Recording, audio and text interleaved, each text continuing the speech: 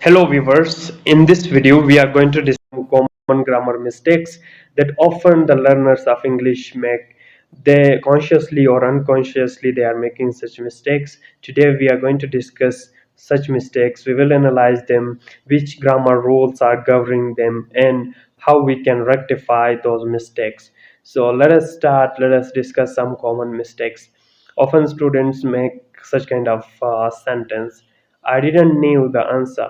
So here, what's wrong with this sentence? Here, the wrong is that student has used the third form with didn't, right? So here, the word didn't is already showing a second form. It's a negative sentence and didn't is second form. So the word which is followed by this helping verb will be the first form of verb, right? So the rule is that didn't is already the second form, the verb which is following this will be the first form of verb because we have already used the second form of verb. That is the simple rule. Second sentence is she is married with a doctor. What's wrong with this sentence?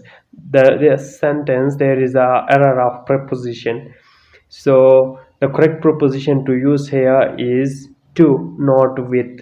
She is married to a doctor. She is married to a painter. She is married to an artist. So in terms of married, we are using the preposition to. The third sentence is I prefer coffee than tea. So when it comes to your preference, when you are preferring one thing over the other, you are using to, not then, right? Then is used for comparison, as you know that in adjectives or other forms, then is used for comparison. So I prefer coffee to tea. I prefer English to math. So whatever the nouns are, when you are preferring one thing over the other, use to. And then there is another sentence.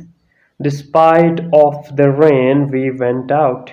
What's wrong with this sentence? Again, you might have know about the concept of collocation, words that always come together. So despite is not followed by of, right?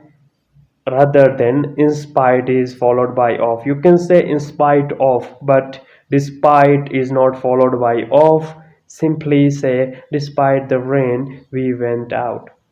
So it is not followed by any preposition. That is the rule. And the next sentence is he explained me the problem, right? What's wrong with this one? Again, there is a he explained me. No, he didn't explain me. He explained the problem to me, right? So he explained the problem to me, or you can say that simply he explained the problem to me. So these are some common mistakes we all are making while constructing sentences in written or spoken language. So try to rectify them. It will affect your language. So this is all for today's video.